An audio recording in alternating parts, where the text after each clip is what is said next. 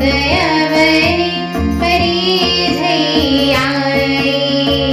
देखत भर तू बिकल भय भारी, परे चरण तन दशा बिसारी। मातु तात कह देहि देखाई, कह सिय राम लखन दोहाई। कैकेयी कहत जनमी जग माझा, जो जनमी तब भई काढ़ेन भाजा। कुल कलंको जहि जनमे मोही, अपजस भाजन प्रियजन द्रोही। कोटि भुवन मुनि सरिस अभागी, गति असी तोरि मातु जेहि लागी। पितु सुरपुर बन रघुबर केतु, मैं केवल सब अनरथ हेतु। धिग मोहि भयउ बीनु बन आगी, दुसह नाह दुख दूषण भागी। गुरु गृह गए पढ़न रघुराई, अलप काल बेला सब आई।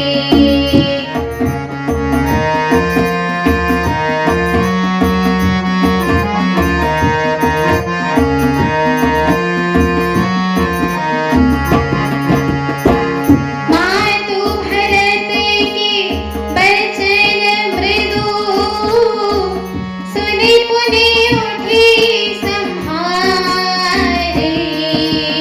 दिए उठाई लगाई उर, लोचन मोचते बारी।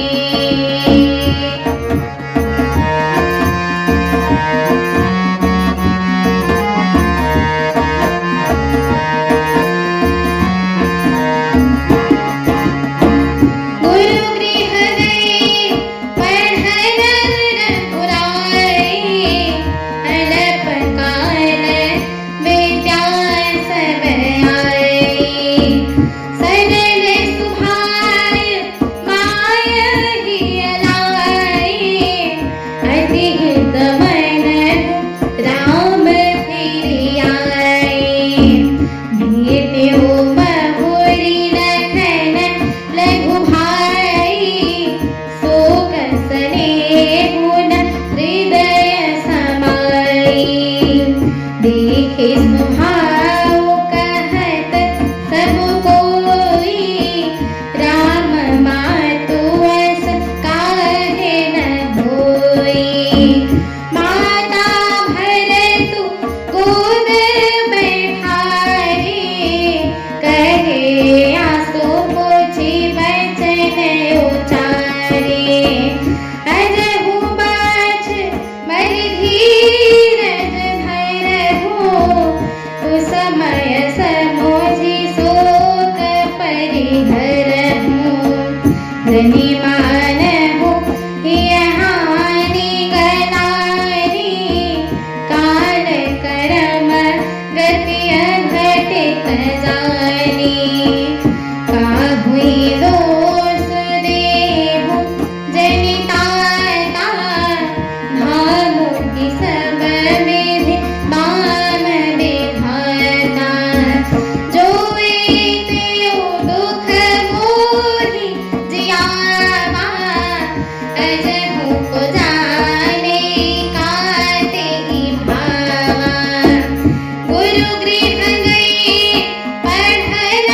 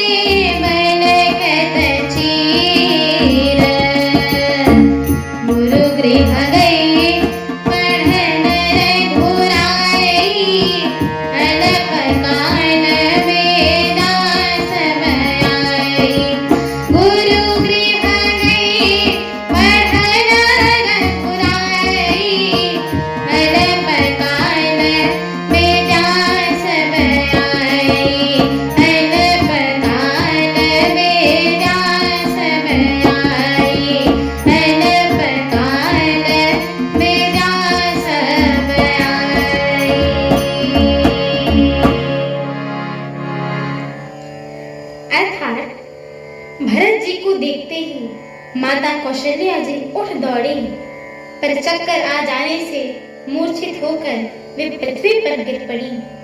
यह देखते ही भरत जी बड़े व्याकुल हो गए और शरीर की सुध बुलाकर चरणों में गिर पड़े। फिर बोले, माता पिताजी कहाँ हैं? उन्हें दिखा दीजिए। सीता जी तथा मेरे दोनों भाई श्री राम लक्ष्मण जी कहाँ हैं? उन्हें दिखा दीजिए।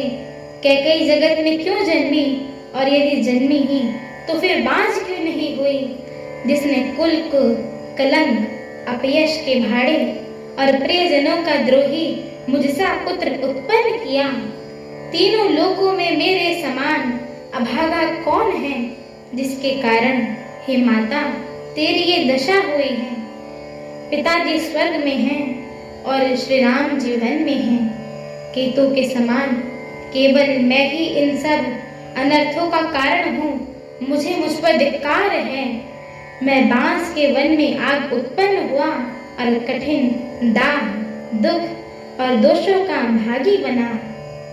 भरत जी के कोमल वचन सुनकर माता कौशल्या जी फिर संभल कर उठी। उन्होंने भरत को उठाकर छाती से लगा लिया और नेत्रों में आंसू बहाने लगी। सरल स्वभाव वाली माता ने बड़े प्रेम से भरत जी को हृदय से लगा लिया। मानिए श्री राम जी ही लौट कर आ गए हों। फिर लक्ष्मण जी के छोटे भाई शत्रुघ्न जी को हृदय से लगा लिया। शोक और स्नेह हृदय में समाता नहीं है। कौशल्या जी स्वभाव देखकर सब कोई कह रहे हैं कि श्री राम की माता का ऐसा स्वभाव क्यों ना हो।